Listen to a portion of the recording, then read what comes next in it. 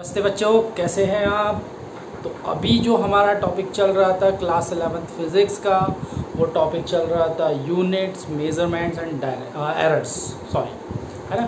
तो units, measurements and errors में हमने सारे टॉपिक को कंप्लीट किया है। थियोरेटिकली जो चीज़ें यहाँ पर आ रही थी, कुछ एक क्वेश्चंस हमने टॉपिक के बीच में भी किए हैं। बट जैसा कि मैंने तुम लोगों से वादा किया था कि अलग से भी वीडियोस लेकर आएंगे जिसमें कुछ नंबर ऑफ़ न्यूमेरिकल्स और रहेंगे। तो आज हम स्टार्ट करते हैं अपने टॉपिक को, जिसमें हर एक टॉपिक से रिलेटेड जो इस चैप्टर में हमने पढ़ा है उससे रिलेटेड क्वेश्चन आपको मिलने वाला है। उस क्वेश्चन पर हम डिस्कशन करेंगे और उसको सॉल्व करेंगे।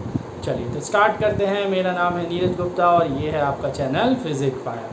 हाँ जी, कहानी पहले क्वेश्चन से स्टार्ट कर रहे हैं। देखिए फर्स्ट क्वेश्चन क्या आ रहा है हमारे पास। फर्स्ट क्वेश्चन में एक हमें इक्वेशन लिखा हुआ है वेलोसिटी का, v is equals to a t plus b upon t plus c. I hope सभी को दिख रहा है क्लियर। क्या इक्वेशन है? v is equals to a t plus b upon t plus c. यहाँ पर वेलोसिटी की जो इक्वेशन है वो टाइम के ऊपर डिपेंडेंट इक्वेशन है। तो ये किसी पार्टिकल की वेलोसिटी है at time t, a b c यहाँ एक कांस्टेंट है। आपको यही बताना है कि जो ए बी सी है उसकी डायमेंशंस क्या होंगी। ए बी सी की डायमेंशंस यहाँ पर निकालनी है। तो ये पहला बड़ा सिंपल सा क्वेश्चन है। इस टाइप का क्वेश्चन हमने पहले भी किया हुआ है, ठीक है। तो यहाँ पर ए बी और सी का डायमेंशंस आपको बताने हैं, ठीक है। हमने कहा ठीक है, चलिए बताते हैं डायमेंशंस, कोई बड़ी बात नहीं है। हमें क्या देखना है, यहाँ पर प्रिंसिपल ऑफ होमोजेनिटी लग रहा है। क्या था principle of homogeneity? Principle of homogeneity ये था कि भैया किसी भी फिजिकल एक्सप्रेशन में LHS RHS के डायमेंशंस बराबर होते हैं, या जितनी भी टर्म्स आती हैं सारी टर्म्स के डायमेंशंस बराबर होते हैं। मतलब हम यहाँ पर क्या लिख सकते हैं कि dimension of v is equals to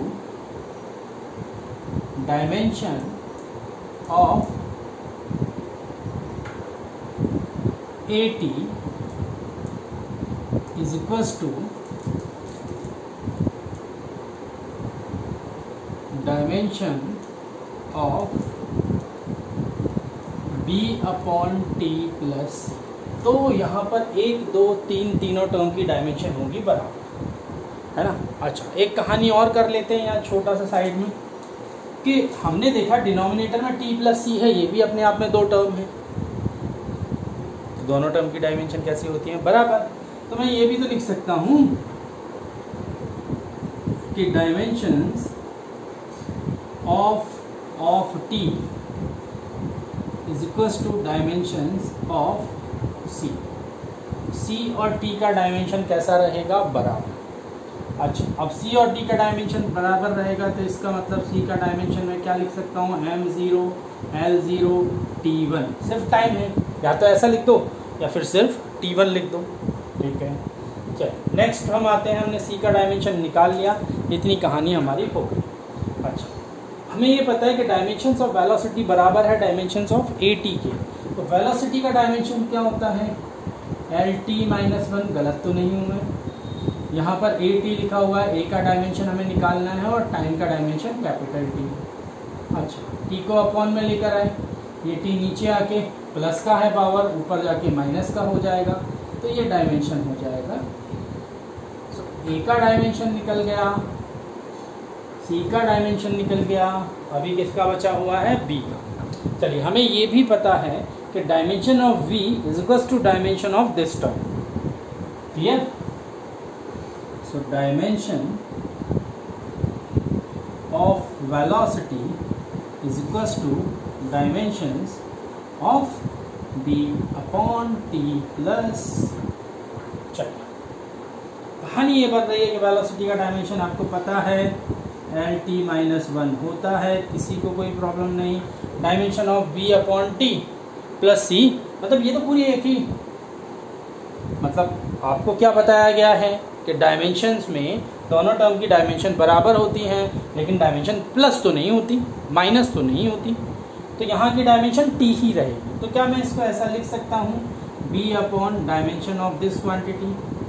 अब ये यहाँ से क्रॉस मल्टीप्लाई हो जाएगा, क्रॉस मल्टीप्लाई हो जाएगा तो इसका डायमेंशन आपके पास हो जाएगा L1, T ऊपर गया तो T 0, तो सिर्फ डायमेंशन हो जाएगा B का L।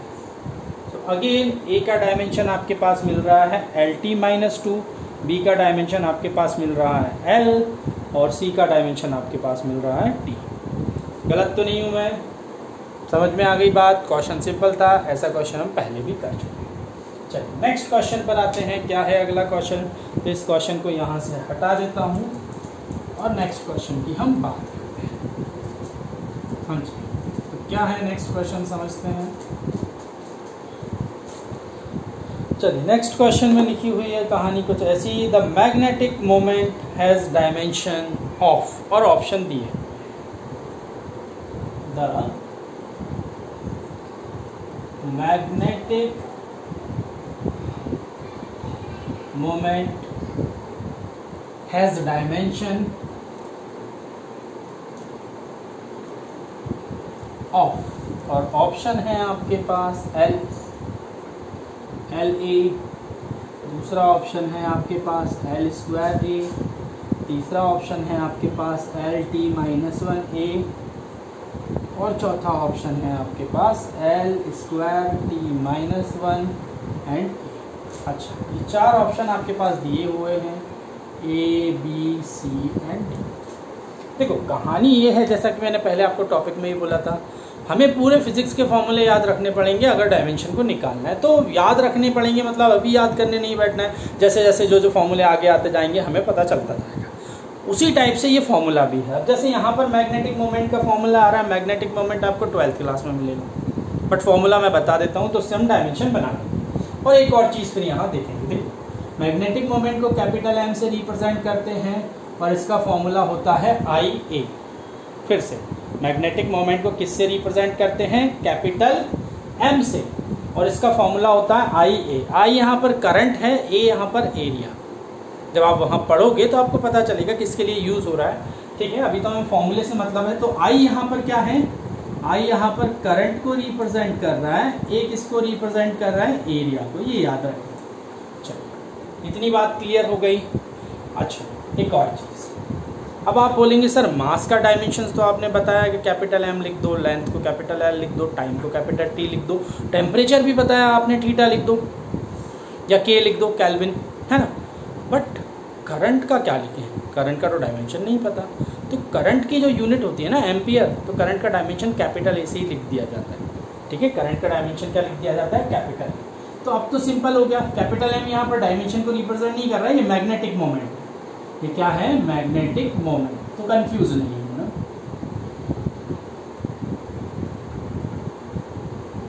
जब भी किसी लूप में करंट फ्लो होता है तो उसका मैग्नेटिक मोमेंट इस फॉर्मूले से रिप्रेजेंट किया जाता है। ठीक है, ये अलग बात है, हमें उस फॉर्मूले पे अभी नहीं जाना, हमें सिर्फ फॉर्मूले को पता करना था क्या है। So M is equal to current, current का डायमेंशन हो जाएगा A, ये एरिया है तो इसको लिखेंगे L²। फाइनली इसको क्या लिख दिया जाएगा? इसको लिख दिया जाएगा L²A। तो इसीलिए यहाँ पर सारे फॉर्मूले में कहीं ना कहीं A दिया था। A क्या किसको रिप्रेजेंट कर रहा है कि इस डायमेंशंस के अंदर कहीं ना कहीं करंट भी है, करंट वाली फिजिकल क्वांटिटी भी है। ठीक है, उसकी पावर कितनी है? 1। तो एरिया का हो जाएगा L², लेंथ इंटू लेंथ, और कैपिटल A रिप्रेजेंट कर रहा है यहाँ पर करंट के डायमेंशन को, जो कि एम्पियर होती है ना यूनिट, एम्पियर होती है यूनिट। गलत तो नहीं बोल रहा हूँ करंट की, बस वही आ गया कैपिटल A। ठीक है, तो बहुत सिंपल क्वेश्चन था, बट ये थोड़ी नई चीज़ें आ गई तो 11th क्लास के हिसाब से हम इसे दिमाग में रखेंगे। और अगर अभी हम 12th क्लास में हैं और समझ रहे हैं इस चीज़ को तो हमें सीधा पता ही है कैसे उसको डील करना है। ठीक है, चलिए आते हैं नेक्स्ट क्वेश्चन पर। क्या है हमारा नेक्स्ट क्वेश्चन समझते हैं। तो आज के लेक्चर का 3rd क्वेश्चन देखते हैं क्या है क्वेश्चन वो। हाँ जी, क्वेश्चन नंबर 3 कह रहा है कि dimensions of electrical resistance is, ये आई थोड़ी अच्छी चीज है, डायमेंशन ऑफ इलेक्ट्रिकल रेजिस्टेंस। ये आपने 10th क्लास में पढ़ा हुआ है, रेजिस्टेंस पढ़ा हुआ है ना। तो डायमेंशन निकालना है इलेक्ट्रिकल रेजिस्टेंस का, हालांकि मेरे पास क्वेश्चन में ऑप्शन भी हैं, बट ठीक है, हम विदाउट ऑप्शन बात करते हैं, हम इसको सॉल्व करते हैं। तो रेजिस्टेंस का फॉर्मूला हम क्या लिखते थे, V is to I R या R is to V by I, यही ओम्स लॉ होता था, बिल्कुल होता था। अच्छा ठीक है, ओम्स लॉ में पता चल गया R is to V by I, मतलब V का डायमेंशन मुझे पता चल जाए, I का मुझे पता चल जाए, मेरा आंसर आ जाएगा। I का हमें पता है, अभी अभी बताया था, कैपिटल A। लेकिन क्या वोल्टेज का भी ऐसे कोई डायमेंशन होता है ना? देखो करंट एक फंडामेंटल यूनिट है, बताया था स्टार्टिंग में, फंडामेंटल फिजिकल क्वांटिटी है, फंडामेंटल फिजिकल क्वांटिटी है बिल्कुल, but voltage fundamental physical quantities नहीं है। वोल्टेज किससे मिलकर बनता है, V is to I R या P is to V square by R, में बहुत सारी टर्म है ना। और इसका बेसिक डेफिनेशन पर अगर मैं 10th क्लास की बेसिक डेफिनेशन आ जाता हूँ तो potential means what, potential difference means what, bringing a unit positive charge from infinity to that point in electric field, then the work done is stored in the form of electric potential और potential difference. ये standard definition हो गया बड़ा सा, ठीक है। But हम अगर इसके डायमेंशन की बात करते हैं, क्योंकि ये डिराइव्ड फिजिकल क्वांटिटी है, इसलिए इसका डायमेंशन डायरेक्टली आप कैपिटल V मत लिख कर आना, तो हम क्या करेंगे, हम वही जो डेफिनेशन मैंने अभी बताई थी उसी डेफिनेशन से फॉर्मूला निकालेंगे। हालांकि हमें पता भी है, वी नो दैट कि V is equal to W upon Q, work done per unit charge. Unit charge को इन्फिनिटी से लेकर किसी पॉइंट पर रख दिया, जो वर्क डन हुआ पोटेंशियल कह रहा है, यही हो रहा है ना। आई एम वेरी सॉरी, है तो W अपॉन Q। चलो अच्छा, क्या W का आपको डायमेंशन पता है? सर W मतलब वर्क डन, वर्क डन का डायमेंशन पता है सर, पता है। वर्क डन मतलब एनर्जी, या work done is equal to force into displacement, आपने निकलवाया था। फोर्स का पता है mLT माइनस 2, डिस्प्लेसमेंट का L mL square T minus 2। तो वर्क डन का डायमेंशन पता है। क्या चार्ज का डायमेंशन पता है? सर फिर से समस्या होगी, चार्ज का तो डायमेंशन नहीं पता, आपने करंट का बता दिया, चार्ज का नहीं बताया। और चार्ज भी फंडामेंटल क्वांटिटी होती है, मैंने लिखा है कि वहाँ पर चार्ज फंडामेंटल क्वांटिटी ना, करंट फंडामेंटल क्वांटिटी होती है, करंट फंडामेंटल क्वांटिटी होती है I is equal to Q by T, the rate of flow of charge. तो चार्ज को हम क्या लिख सकते हैं, Q is equal to IT। समझ रहे हो मैं क्या फील्ड जगाने की कोशिश कर रहा हूँ? तो V is equal to W upon IT, ये फॉर्मूला पोटेंशियल का यहाँ पुट करो तो रेजिस्टेंस आपके पास आ जाएगा W upon I square T। गलत तो नहीं हूँ मैं? V की जगह मैंने ये लिखा, ऊपर W था, अच्छी बात है, वर्क डन, नीचे IT था, एक I और है, आई स्क्वायर T। तो रेजिस्टेंस मेरे पास यहाँ से आ गया कुछ इतना। अब मुझे सारे डायमेंशंस पता है, सो डायमेंशंस ऑफ रेजिस्टेंस या electrical resistance is equal to work done का डायमेंशन, अभी मैंने बताया M is L square T minus 2। किसी को अगर याद नहीं है तो भैया फोर्स का याद रखो, पहले ही मैं बोल चुका हूँ, mLT माइनस 2 याद रहेगा, हर चीज़ निकलेगी, मतलब हर चीज़ थोड़ी सी आसान हो जाएगी आपके लिए। करंट का भी बता दिया है, A स्क्वायर T टाइम, अब आप सॉल्व कर सकते हैं। तो M L स्क्वायर, एक T और पहुँचा, T माइनस 3 A माइनस 2। तो ये डायमेंशन हो गया किसका, इलेक्ट्रिकल रेजिस्टेंस का। किसका डायमेंशन हो गया, इलेक्ट्रिकल रेजिस्टेंस। चलिए आते हैं अपने नेक्स्ट क्वेश्चन पर।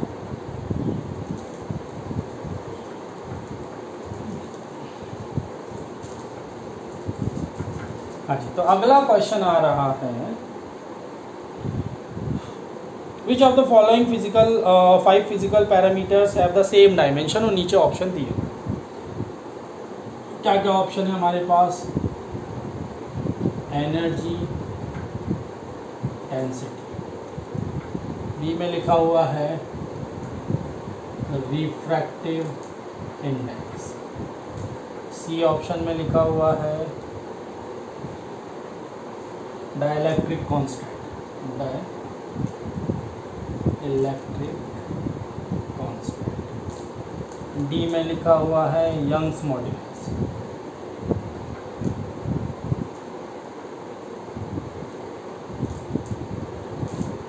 फॉर्मूले सभी के बताऊंगा मैं, है ना। और मैग्नेटिक फील्ड, तो ये तो फॉलोइंग क्वांटिटीज हो गई और इसके ऑप्शन दिए हैं। फर्स्ट ऑप्शन है A comma D, second option है A comma E, third option है B comma D, fourth option है C comma E. Question is कि जो फॉलोइंग क्वांटिटीज लिखी हैं इनके डायमेंशंस किस किस के बराबर हैं, सेम है, और ऑप्शन आपको ये दिए हैं, कौन सा ऑप्शन करेक्ट है बताना है। चलिए, एनर्जी डेंसिटी। एनर्जी डेंसिटी का मतलब होता है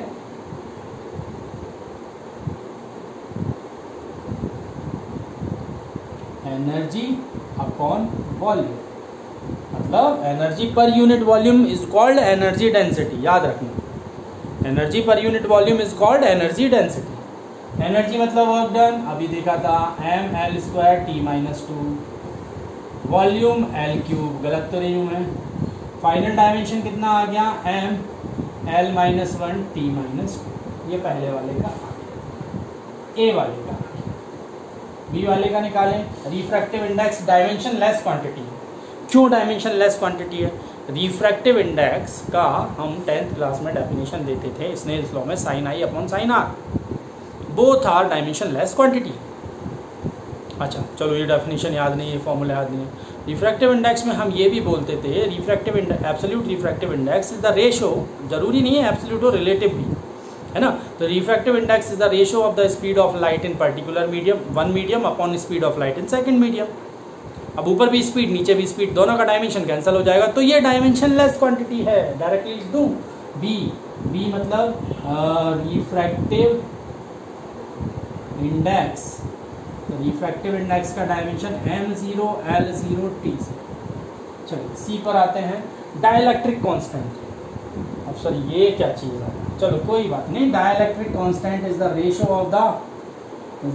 ऑफ द अगर परमिटिविटी में बात करूं, is the ratio of the permittivity, absolute permittivity of medium upon permittivity of air, है ना।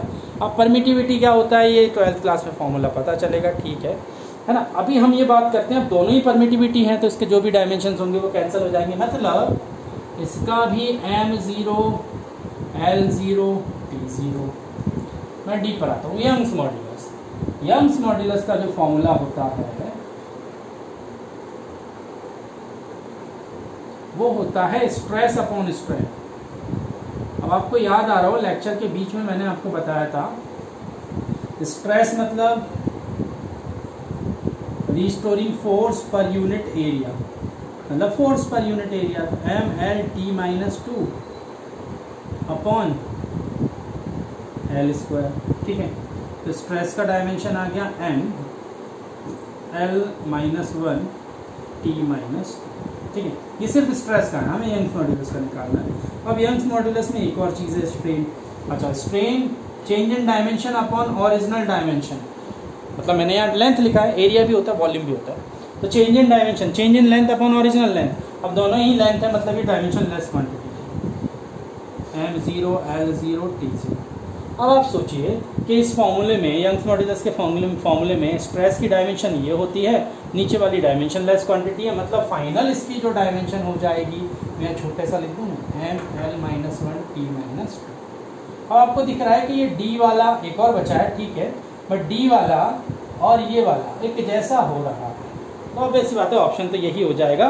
बट हम मैग्नेटिक फील्ड की बात कर लेते हैं, उसकी भी डायमेंशन हमें पता चल जाए, ठीक है। ऑप्शन हमें पता चल गया, कौन सा, ए और डी वाला सेम है, ए और डी वाला सेम है, मतलब फर्स्ट वाला ऑप्शन हमारा करेक्ट है, ठीक है।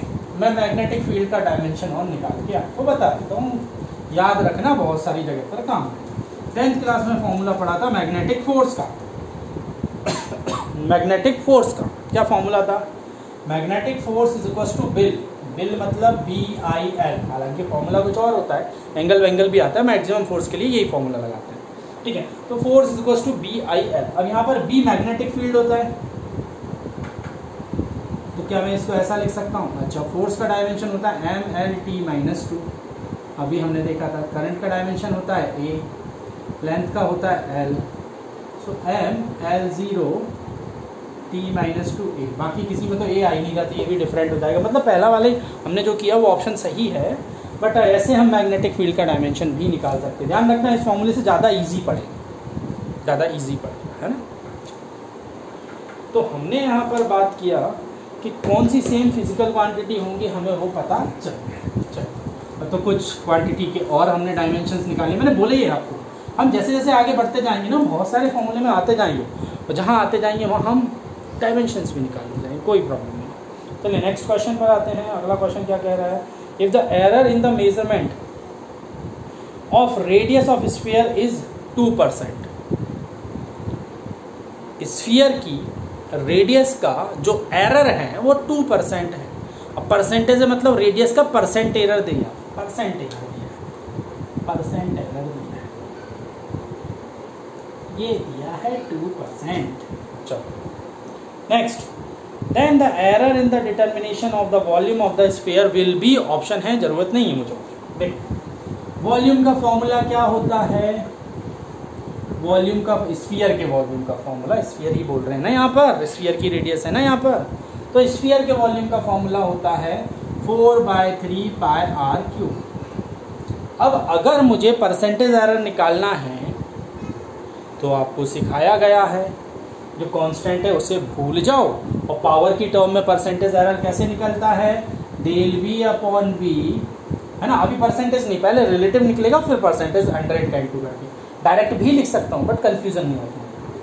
तो रिलेटिव एरर इसका ये हो गया। अच्छा, ये कहानी खत्म हो जाएगी क्योंकि कांस्टेंट है। फिर क्या करते हैं, जो पावर होता है वो आगे आ जाता है और साथ वाले नंबर का रिलेटिव एरर निकल जाता है। ठीक है, अब ये तो रिलेटिव एरर, अगर मुझे परसेंटेज एरर निकालना है तो मैं इंटू 100 कर दूंगा। अब मुझे पता है R upon del R upon R into 100 की वैल्यू कितनी है, 2%। तो 3 इंटू 2% कितना हो गया भैया, 6%। तो वॉल्यूम के अंदर जो एरर होगा वो परसेंटेज में कितना होगा, 6% होगा। चलिए नेक्स्ट क्वेश्चन पे आते हैं हम। Question is, if the dimension of a physical quantity are given, और डायमेंशन दी हुई है ये m is equals to a, l is equals to b, t is equals to c।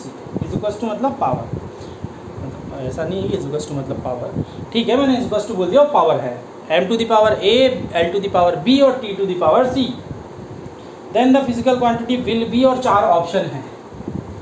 पहला ऑप्शन है force, if a is equals to 0, b is equals to -1 and c is equals to -2। हमने कहा ठीक। दूसरा ऑप्शन है pressure,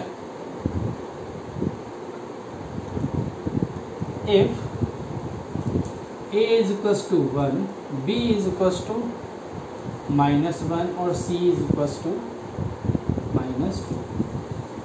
तीसरा option है वेलोसिटी,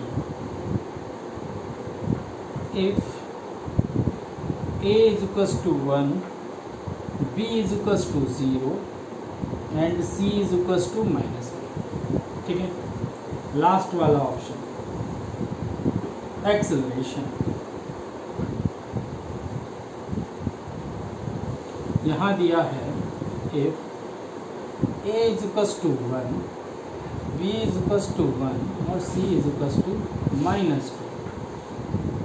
ठीक है, दिख रहा है ना आपके में, हाँ जी। ये ऑप्शन दिए हैं, कौन सा करेक्ट होगा बताना। देखो भैया, ये कोई फिजिकल क्वांटिटी हमें बताना, फिजिकल क्वांटिटी इनमें से कौन सी है जब ये कहानी फुलफिल हो जाए।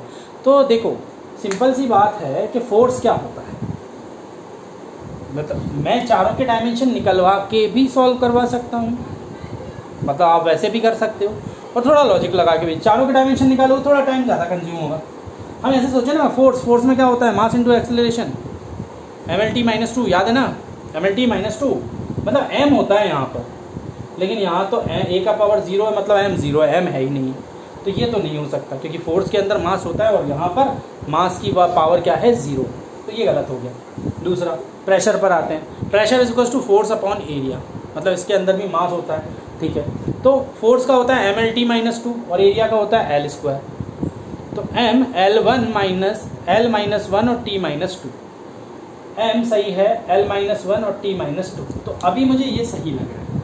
अच्छा, नहीं आया समझ में, देखो pressure is equals to force upon area, force क्या होता है mlt-2, एरिया l², तो ये क्या हो जाएगा m1 l-1 t-2, मतलब a की वैल्यू 1, b की वैल्यू -1, c की वैल्यू -2, तो यही ऑप्शन होना चाहिए। अच्छा हम फिर भी देख लेते हैं। वेलोसिटी, वेलोसिटी होता है LT-2, वेलोसिटी में मास नहीं होता, जबकि यहाँ A⁻1 दिया है, मतलब मास दिया है, तो ये भी गलत हो गया, ये भी गलत हो गया। एक्सेलरेशन, एक्सेलरेशन में भी मास नहीं होता है, LT-2 होता है डायमेंशन, पता है ना फॉर्मूला क्या होता है ना, बताया हुआ है इसका। तो यहाँ पर ये भी गलत हो गया, तो जिसमें मास था वो वाला सही हो गया, बाकी तो खेल खत्म हो गया। नेक्स्ट क्वेश्चन पे आते हैं, क्या है अगला क्वेश्चन। चलो अगला क्वेश्चन ठीक है, याद रख सकते हैं आप, 1/ε0 E² की डायमेंशन हमें बताना है, की डायमेंशन हमें बताना है, जहाँ पर E0 is the permittivity and capital E is electric field. देखो अगर हम 12th क्लास में होते, नहीं भी होते, तो फॉर्मूला अगर मैं बता दूं कि इलेक्ट्रिक फील्ड का फॉर्मूला होता है force per unit charge F/Q, Q होता है IT, वहाँ से डायमेंशन निकल जाए। ε0 की 12th क्लास में फॉर्मूला आता है, क्या फॉर्मूला आता है, F = 1/4πε0 Q1 Q2/r², Coulomb's law है ना, वहाँ से हम ε0 निकाल सकते हैं। बट ये डायरेक्टली किसी फिजिकल क्वांटिटी का फॉर्मूला है, और वो फिजिकल क्वांटिटी है एनर्जी डेंसिटी। अभी कुछ देर पहले आपको बताया ये फॉर्मूला किसका है, तो हम इन दोनों से भी अलग अलग निकाल सकते हैं, बट बहुत बड़ा क्वेश्चन हो जाएगा, तो हमें ये पता है, नहीं पता तो याद कर लो कि ये फॉर्मूला होता है एनर्जी डेंसिटी का। एनर्जी डेंसिटी मतलब energy per unit volume, energy मतलब वर्क, ml²T-2 अपॉन वॉल्यूम हो जाएगा L3, सो ml-1 T-2, डायरेक्टली डायमेंशन हमारे पास इसका निकल गया। तो हमें ε0 पे नहीं जाना, हमें E पर नहीं जाना, हमें ध्यान रखना है कि ये फॉर्मूला होता है एनर्जी डेंसिटी।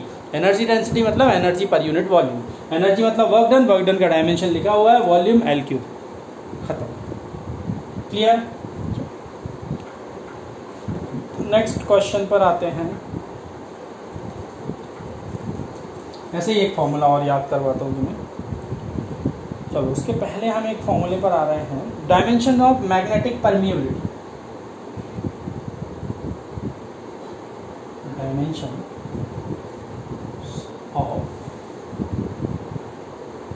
मैग्नेटिक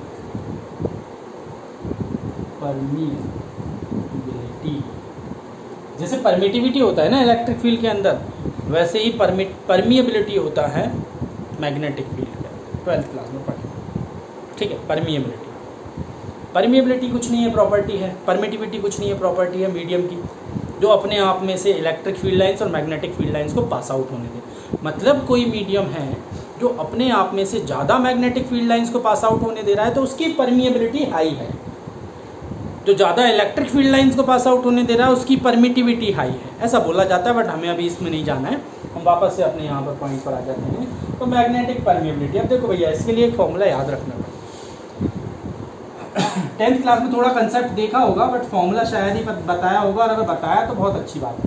वहाँ एग्जैक्ट नहीं बताया, वहाँ डिपेंडेंसी बताई होगी फॉर्मूले की, है ना। दो वायर हैं, दोनों वायर में करंट फ्लो हो रहा है, अगर वो सेम डायरेक्शन में फ्लो होता है तो एक दूसरे को अट्रैक्ट करते हैं, और अगर ये डिफरेंट डायरेक्शन में करंट फ्लो होता है तो एक दूसरे को रिपेल करते हैं। मैग्नेट वाले चैप्टर में कंसेप्ट है, ठीक है। तो यहाँ पर एक फॉर्मूला होता है फोर्स पर यूनिट लेंथ, मतलब इनके बीच लगने वाला अट्रैक्शन और रिपल्शन फोर्स जो होता है वो कितना होता है। तो force per unit length is equals to μ0I1I2/2D, ये फॉर्मूला इसका होता है। μ0I1I2/2D नहीं, sorry, I am very sorry, 2π है। तो यहाँ पर ये फॉर्मूला होता है, या स्टैंडर्ड फॉर्मूला एक्चुअल में ऐसा रहता है, μ0/4π 2I1I2/D, तो 2 से 2 कैंसिल हो गया, तो ये 2π बच गया, ठीक है, कोई प्रॉब्लम नहीं। अब ये फॉर्मूला है जब दो वायर में से करंट फ्लो हो रहा है, दोनों वायर पैरेलल रखे हुए हैं, सेम डायरेक्शन में करंट फ्लो है तो अट्रैक्शन फोर्स होगा, डिफरेंट में हो तो रिपल्शन होगा, बट जो फोर्स होगा वो इस फॉर्मूले से निकलेगा। तो फोर्स पर यूनिट लेंथ, इन वायर की यूनिट लेंथ पर जो फोर्स होगा वो इतना होगा। अच्छा, अब सर ये फॉर्मूले का हम क्या करें, हमसे तो मैग्नेटिक परमिएबिलिटी पूछा है, तो ये मैग्नेटिक परमिएबिलिटी ही है। ये क्या है, मैग्नेटिक परमिएबिलिटी। तो यहाँ से मैं इसको निकाल सकता हूँ, बिल्कुल निकाल सकता हूँ। देखो ये लेंथ है, ये डिस्टेंस है, तो दोनों की डायमेंशन कैंसिल हो जाएगी, कर दी। ये 2π है, डायमेंशन लेस क्वांटिटी है। अब बचा क्या, μ0 = F/I1I1, फोर्स का हमें पता है mLT-2, I1 I2 मतलब I का स्क्वायर तो A स्क्वायर। तो फाइनली मैग्नेटिक परमिएबिलिटी का डायमेंशन हो जाएगा कुछ ऐसा। क्लियर हो गई बात। तो देखो आप आज जो कहानी चल रही है उसमें कुछ एक फॉर्मूले आ रहे हैं, मैं पहले ही बोल चुका था कि फॉर्मूले वो हैं जो आपने नहीं पढ़े, जो आगे आप पढ़ोगे, है ना। तो इसलिए उस टाइम पर सिर्फ आपको तरीका बताया कि ऐसे हम डायमेंशन बनाते हैं। आज वो फॉर्मूले आ गए तो उनको डिस्कस भी करें, बट अभी भी बहुत बहुत बहुत कम फॉर्मूले डिस्कस हुए हैं। बहुत सारे फॉर्मूले कितने डिस्कस कर लोगे, वे पता होना चाहिए डायमेंशन निकालने। ठीक है, हम नेक्स्ट क्वेश्चन पर आते हैं। No issue. एक और देखो इंटरेस्टिंग फॉर्मूला, आज यही कहानी चल रही थी सर, आप नए नए फॉर्मूले बता रहे हो। ठीक है, चलो फॉर्मूला है कि डायमेंशन बताओ, ये दोनों दुख देने वाली चीज़ एक साथ आ गई, मतलब परमीबिलिटी भी आ गई और परमिटिविटी भी आ गई। इलेक्ट्रिक फील्ड की कहानी भी आ गई और मैग्नेटिक फील्ड की कहानी। अब आप बोलोगे सर म्यू नॉट कैसे निकालें, अभी निकाला था। एप्सिलॉन नॉट आपने निकालना बताया नहीं है, बता देखो उसको भी निकाल सकते हो। F = 1/4π epsilon naught Q1 Q2 upon R square. Q1 Q2 यहाँ पर चार्ज है, चार्ज का स्क्वायर, चार्ज का स्क्वायर, चार्ज क्या होता है IT, तो IT का स्क्वायर हो जाएगा, ये डिस्टेंस L का स्क्वायर हो जाएगा, ये कांस्टेंट है फोर्स का डायमेंशन, तो यहाँ से एप्सिलॉन नॉट निकल जाएगा। और म्यू नॉट अभी निकलवाया था, वो रखो और सॉल्व करो। बट इतना मैं क्यों करूँ, ये भी एक फॉर्मूला होता है, जैसे एनर्जी डेंसिटी का भी मैंने बोला, ये भी एक फॉर्मूला होता है। Speed of light in air, speed of light in air और वैक्यूम, यहाँ के लिए ये फॉर्मूला यूज होता है। स्पीड ऑफ लाइट मतलब क्या, कहानी यहीं खत्म हो गई। LT-1 स्पीड की डायमेंशन यही होती है ना, LT-1। गलत तो नहीं हूँ मैं? अच्छा, तो अगर ये कहानी होती है तो फॉर्मूले अगर पता रहते हैं ना बहुत सारी जगह पर, तो हम बहुत बड़ी मेहनत से बच जाते। जैसे कि यहाँ पर निकालने को तो हम म्यू नॉट की वैल्यू अभी जो निकलवाई वो यहाँ पर रखें, एप्सिलॉन नॉट यहाँ से निकाले वो यहाँ पर रखें, फिर -1/2 है तो उसको ऊपर नीचे करके सॉर्ट आउट करें, तो आंसर तो यही आने वाला है। बट अभी तो 2 मिनट में आ गए। ठीक है, चलो आगे बढ़ते हैं। नेक्स्ट क्वेश्चन,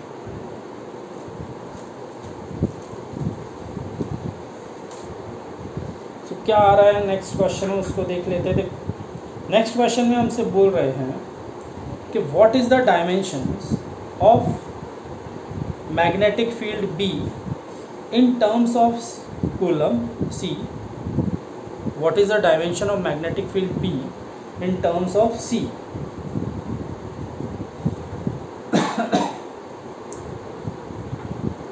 B का डायमेंशन हमें निकालना है किसकी टर्म में,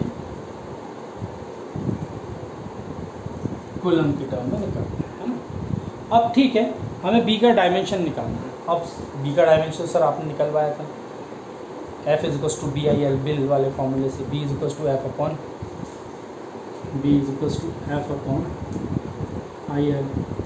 बट प्रॉब्लम ये थी कि यहाँ पर मैंने तुम्हें ये बोला था mLT-2 अपॉन A और L,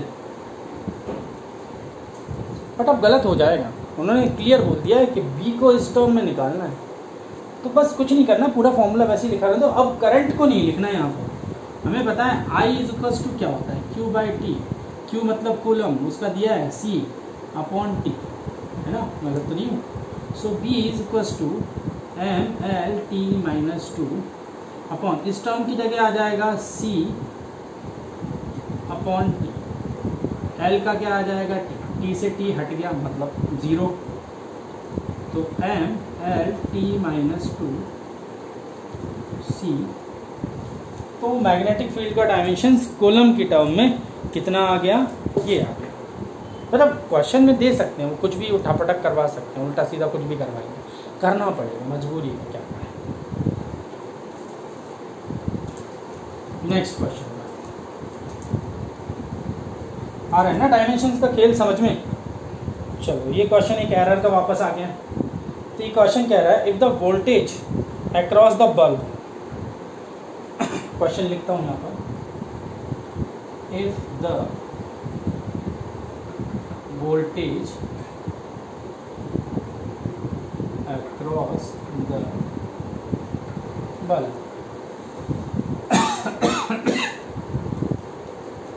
sorry rated 220 volt 100 watt, ये रेटिंग दी है उस बल्ब की। आगे drops by 2.5 drops by 2.5% of its rated value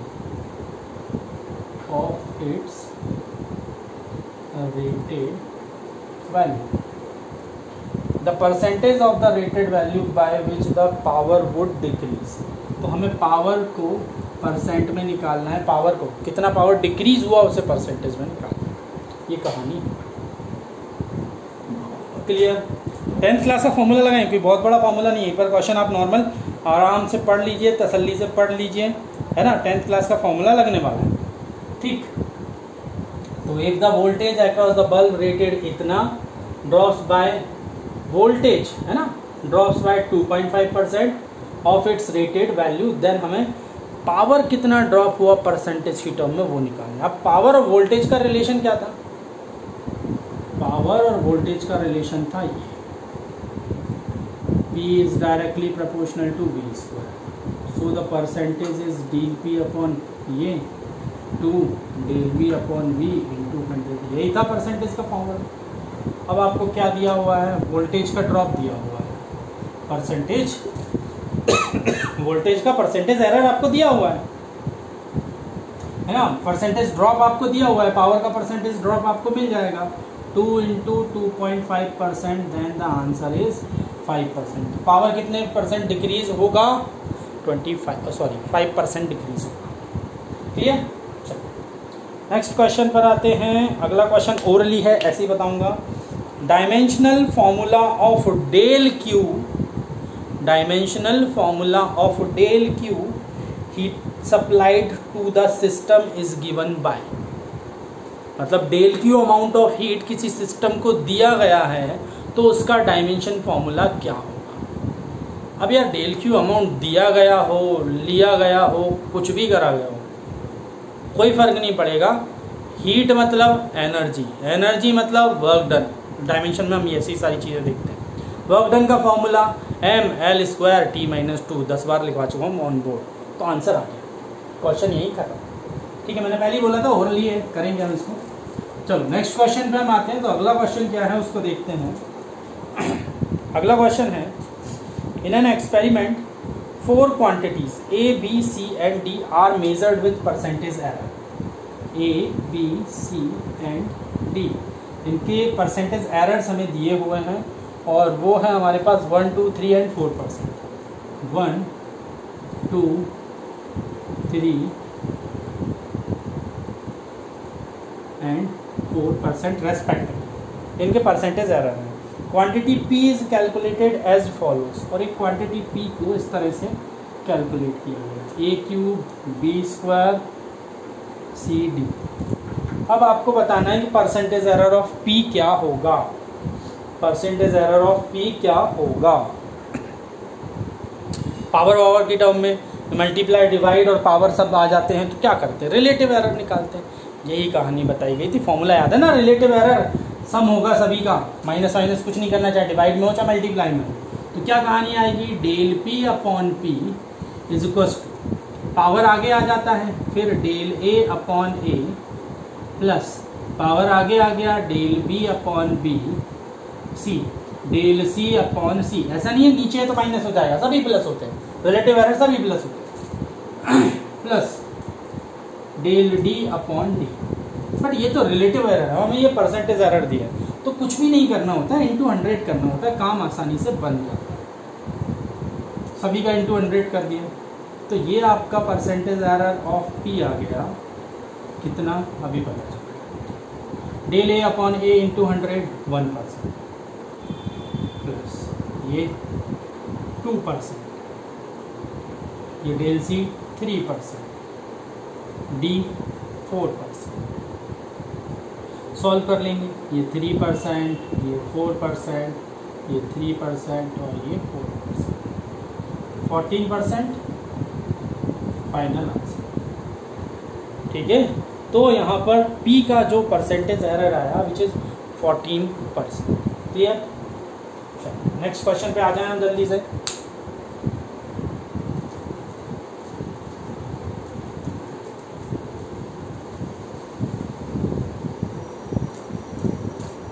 हाँ जी, तो अगला क्वेश्चन हमसे ये कह रहा है, again dimensional formula of angular momentum. Dimensional formula of angular momentum.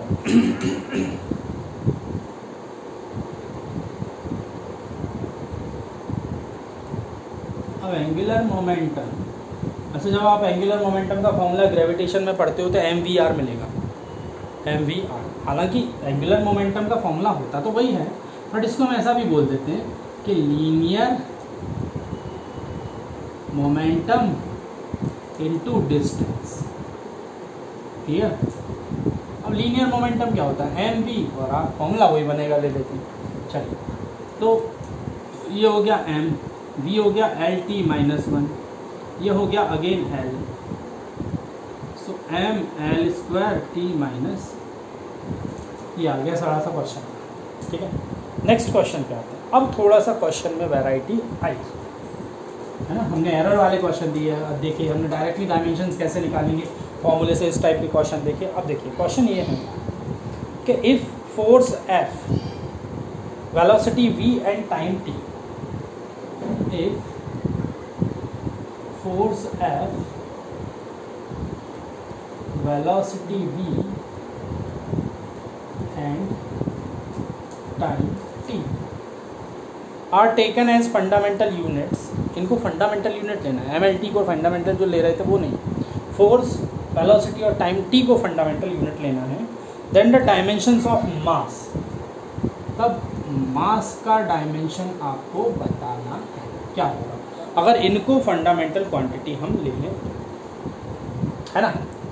अब सर ये तो बदल ही दी कहानी, कुछ नहीं करना, जैसा आप फंडामेंटल क्वांटिटी MLT ले रहे थे अब ये ले लो, क्या फ़र्क पड़ेगा। अच्छा, मास बहुत सारे फॉर्मूले में आता है, बट एक फॉर्मूला आपने देखा है जिसमें फोर्स भी आता है, force is equals to mass into acceleration. So mass is equals to force upon acceleration. अच्छा, एक्सेलरेशन को तो फंडामेंटल क्वांटिटी लेना नहीं है, ये ऐसे ही बोल रहे हैं, तो मैं इसको लिख सकता हूँ force upon velocity upon time, acceleration is equals to change in velocity upon time, यही होता है। तो वेलोसिटी अपॉन टाइम, टाइम ऊपर पहुँचा तो mass is equals to force into time upon velocity, force time velocity, यही तीनों फंडामेंटल क्वांटिटी लेना है। मतलब मास की जो डायमेंशन होगी F1, वेलोसिटी v माइनस 1 और t, तो ये आ जाएगा आपके पास मास का डायमेंशनल इक्वेशन, जब फोर्स, वेलोसिटी और टाइम को फंडामेंटल यूनिट लेना है, बेसिक यूनिट लेना है, बेसिक क्वांटिटी लेना है फिजिक्स। ठीक है, चलिए और क्वेश्चन ऐसे ही करते हैं और अब थोड़ा सा सॉल्व करके करते हैं, है ना। एक क्वेश्चन आया हमारे पास, if the energy, velocity and time are chosen as fundamental quantity, energy, velocity, time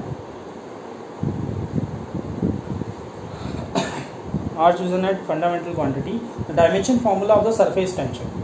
अब आप सोचोगे सर सरफेस टेंशन इनका रिलेशन छोड़ो, अगर नहीं मिल रहा तो जैसे पिछले वाले क्वेश्चन में तो मैं पता था, सिंपल था कि एक्सेलरेशन और फोर्स का रिलेशन मिल गया, उसी फॉर्मूले से निकाल दिया। अगर नहीं मिल रहा तो ऐसा थोड़ी नहीं क्वेश्चन सॉल्व नहीं होगा। किससे रिलेशन निकालना है हमें, सरफेस टेंशन, है ना, सरफेस टेंशन, डरने वाली बात नहीं है। फोर्स पर यूनिट लेंथ होता है सरफेस टेंशन, पढ़ेंगे 11th क्लास में।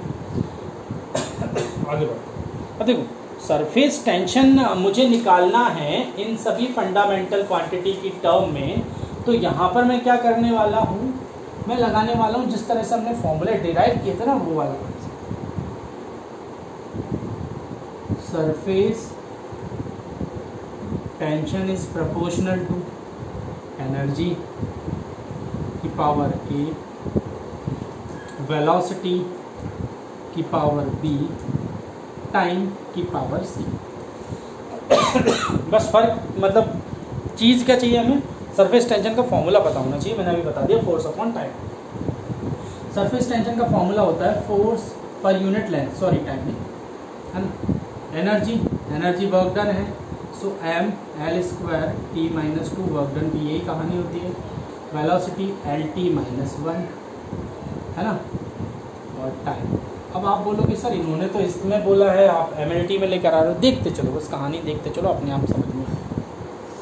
अब फोर्स होता है MLT माइनस 2, नीचे एक और L है, तो क्या मैं ऐसा लिख दूँ M0 L0 माइनस 2। इसको थोड़ा सा सॉल्व डायरेक्टली कर रहा हूँ मैं। M और कहीं है नहीं है, तो m टू दी पावर क्या हो गया a, फिर l to the power 2a, l यहाँ पर भी है, b l यहाँ नहीं, फिर क्या है t to the power minus 2a, base same है, पावर प्लस होगी, और t to the power minus b और c। अब कंपेयर करेंगे दोनों तरफ की पावर, सेम डायमेंशन की पावर, m की पावर से a की वैल्यू क्या आ गई 2a प्लस b की वैल्यू आ गई 0, l की पावर 0, l की पावर ये। नेक्स्ट फिर क्या है हमारे पास minus 2a minus b plus c की वैल्यू आ गई माइनस 2। a की वैल्यू 1 यहाँ अगर मैं रखूँ तो b की वैल्यू मेरे पास कितनी आएगी माइनस 2। गलत तो नहीं हूँ मैं, a1 b माइनस 2।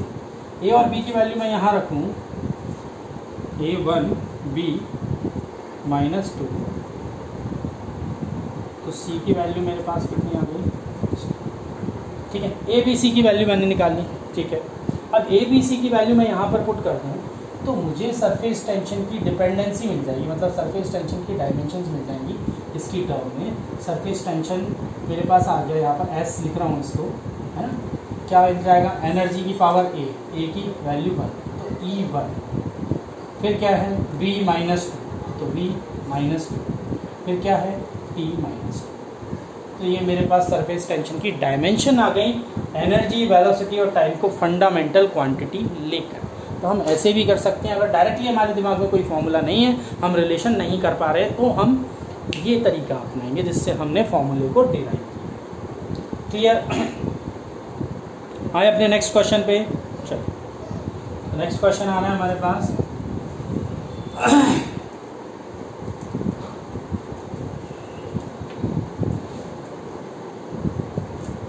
क्या है नेक्स्ट क्वेश्चन, चलो यहाँ पर ये हमसे बोल रहे हैं नेक्स्ट क्वेश्चन में कि if dimension of critical velocity of liquid, मैं इसको लिख देता हूँ क्वेश्चन को, if dimensions of a critical velocity of liquid, critical velocity की जो डायमेंशन है किसी लिक्विड के अंदर वो ये है।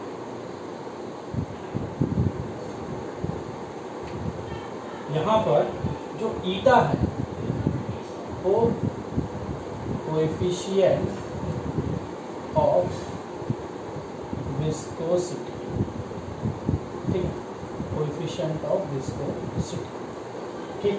Next rho density of liquid,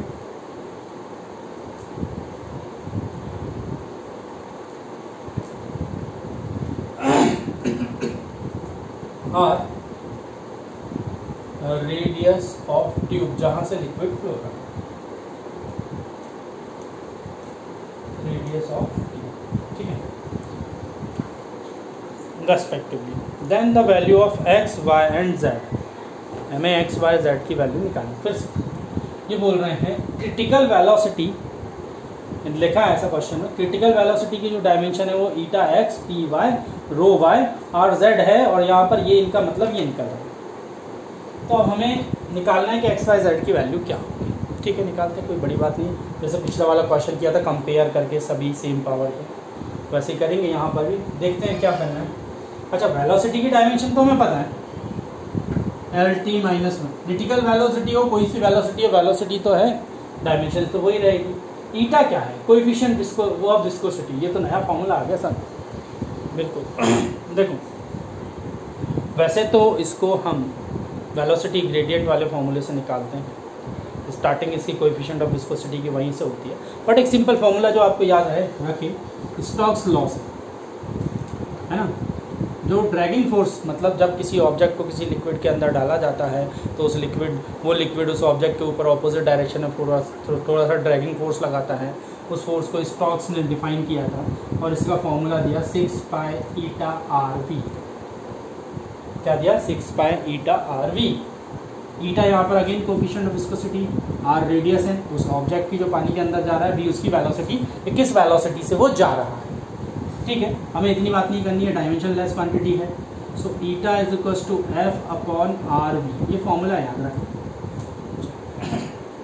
रखूँ इसकी डायमेंशन में यहाँ पर, फिर निकाल लो पहले तो MLT माइनस 2, ये L और LT माइनस 1, तो ये आपके पास हो जाएगा ML माइनस 1 और T माइनस 1। चेक कर लो एक बार, यही हो गया ML माइनस 1 T माइनस 1। तो इसकी डायमेंशन मुझे पता चल गई ML minus 1 T minus 1 whole power. Density क्या होता है? मास पर यूनिट वॉल्यूम, मास पर यूनिट वॉल्यूम, टाइम तो होता नहीं है डेंसिटी में, पावर बाय ये L है distance, radius of the tube जिसमें से पानी निकल रहा है, ये कहानी बन। फिर अगेन वही कि बेस सेम है, पावर ऐड करेंगे m to the power x, m to the power y, so m to the power x plus y। Next कहानी l to the power minus x, l to the power minus 3y, l to the power z, l to the power minus x, गलत तो नहीं हूँ, minus 3y plus z, t की power minus x और t कहीं पर है नहीं, हमने कहा कंपेयर करिए तो m यहाँ नहीं है, m यहाँ है, x प्लस वाई 0। अच्छा, l यहाँ है, यहाँ पर भी, तो minus x minus 3y plus z is equal to y. T की पावर यहाँ माइनस एक्स, यहाँ माइनस 1, तो minus x is equal to minus 1, x की वैल्यू आ गई प्लस 1, ये एक्स की वैल्यू यहाँ पुट कर देंगे, सो वाई की वैल्यू आ जाएगी माइनस 1। गलत तो नहीं है, x की वैल्यू प्लस 1 आ गई, उसे यहाँ पहली वाली इक्वेशन में रख देंगे, y की वैल्यू आ जाएगी माइनस 1। सो x की वैल्यू प्लस 1, y की वैल्यू माइनस 1, x और y की वैल्यू यहाँ पुट करो, x की वैल्यू प्लस 1 मतलब माइनस 1, y की वैल्यू माइनस 1 मतलब minus minus plus 3 plus z is equal to 1, तो z इज इक्वल टू, ये हो गया 2 उधर जाके माइनस का होगा माइनस, तो z की वैल्यू कितनी आ गई, तो x y z की जो वैल्यू निकालनी थी वो हमने निकाल ली। क्लियर? ठीक है, तो देखो डायमेंशंस बहुत अच्छी चीज़ है, हम देख ही रहे हैं यहाँ पर कैसे हम बिल्कुल खेल करके वैल्यूज़ को निकाल सकते हैं, बट इसकी अपनी लिमिट है जो कि मैंने लेक्चर में आपको समझाया था, है ना, कि क्या क्या इसके रिस्ट्रिक्शंस हैं, क्या इसकी लिमिट है, उसके ऊपर नहीं जा सकते, हर चीज़ की लिमिट होती है तो रखनी ही चाहिए। नेक्स्ट आते हैं हम अगले क्वेश्चन पर, तो क्या कह रहा है अगला क्वेश्चन? अगला क्वेश्चन कह रहा है कि dimension of electric flux, electric flux की डायमेंशन बताइए।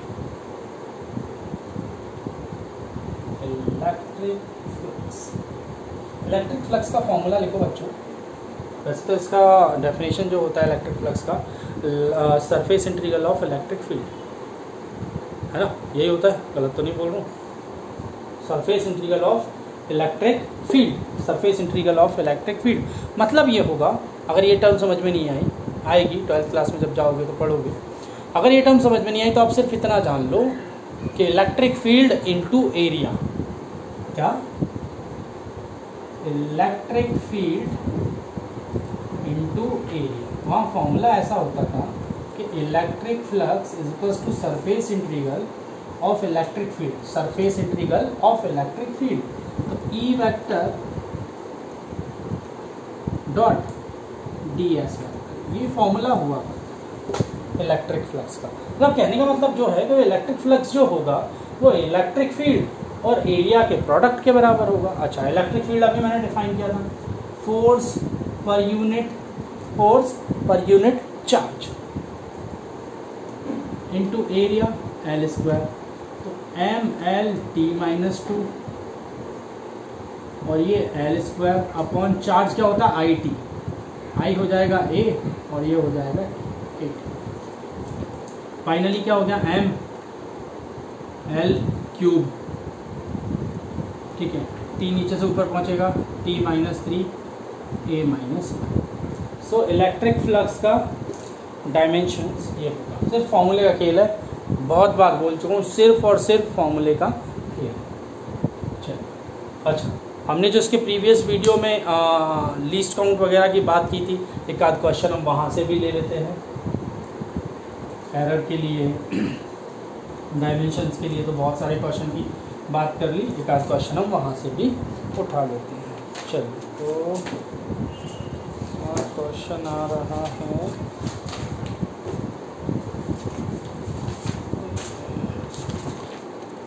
पहला क्वेश्चन है कि in vernier calipers nth division of vernier scale coincide with n-1 division of main scale. In a vernier calipers nth division of vernier scale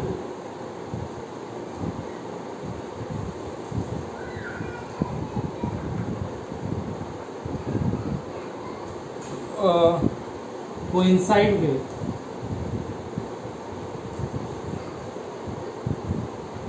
n-1 division of mean scale, mean scale। अब ऐसा भी दिया है भैया, in which one division represent 1 millimeter, represent 1, मतलब जो main scale की एक डिवीज़न है वो 1 मिलीमीटर को रिप्रेजेंट कर रहे हैं। आगे की कहानी, the least count of the instrument, ये फाइंड करना है, लीस्ट काउंट निकालना है। ऑप्शन है हमारे पास n, दूसरा ऑप्शन है n-1, तीसरा ऑप्शन है 1/, और लास्ट वाला ऑप्शन है ये दिया हुआ। हमने कहा ठीक है, देखो कहानी इसकी तो ऐसी बनती थी कि जितना लाई कर रहा है मैग्नीट्यूड तो बराबर होता था वर्नियर स्केल और उसके मेन स्केल का। मैग्नीट्यूड में होता था न्यूमेरिकल वैल्यू और यूनिट। अब आप देखिए, वर्नियर स्केल की न्यूमेरिकल वैल्यू है n division of vernier scale, n-1 division of main scale के बराबर है। तो मतलब 1 division of vernier scale n-1 upon n main scale के डिवीज़न के बराबर हो जाए। ये कहानी की थी हमने। अच्छा, लीस्ट काउंट का फॉर्मूला क्या हुआ करता था वर्नियर कैलिपर्स के लिए? 1 मेन स्केल डिवीज़न और -1 वर्नियर स्केल।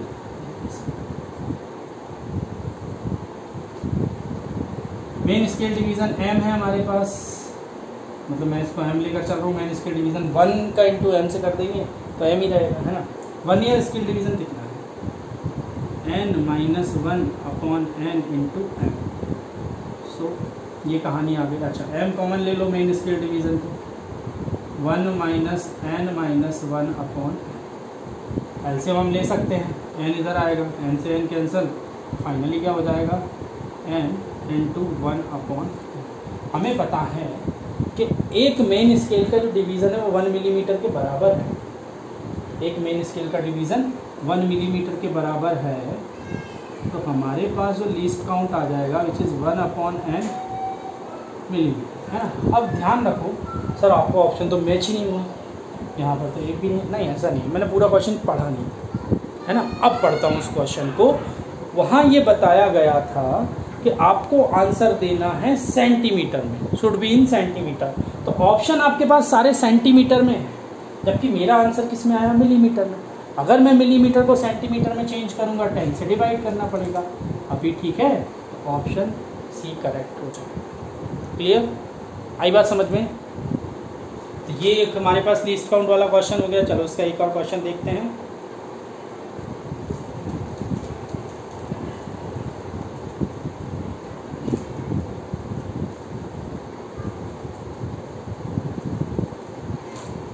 नेक्स्ट क्वेश्चन में हमसे बोल रहे हैं, अच्छा तो थोड़ा सा वैरायटी चेंज किया क्वेश्चन। ये बोल रहे हैं vernier calipers has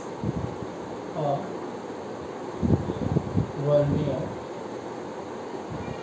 callipers has 20 divisions on the vernier scale. Divisions on the vernier scale. ठीक है, on the vernier scale, and which coincide with 19 division of main scale. And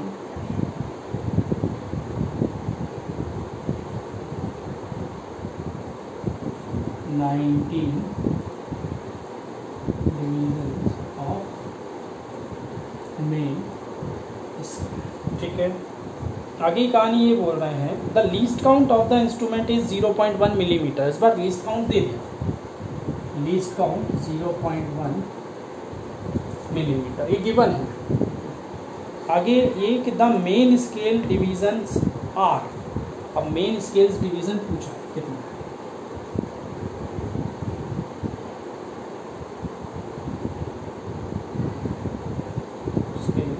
divisions are,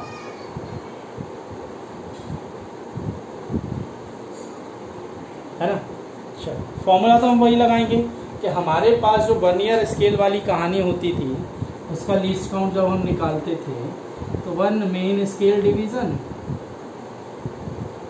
vernier scale division, least count दिया है 0.1 millimetre. ठीक है, 1 main scale division को ऐसे ही लिखा रहने दे, 1 वर्नियर स्केल डिवीज़न निकाल लेंगे। देखो 20 vernier scale division 19 main scale division के बराबर है, तो 1/19 मेन स्केल डिवीज़न के बराबर होगा। तो 1 वर्नियर स्केल की जगह हम क्या लिख देंगे, 19/20 मेन स्केल डिवीज़न। ठीक है, चलिए अब यहाँ पर m कॉमन आ जाएगा, मेन स्केल डिवीज़न।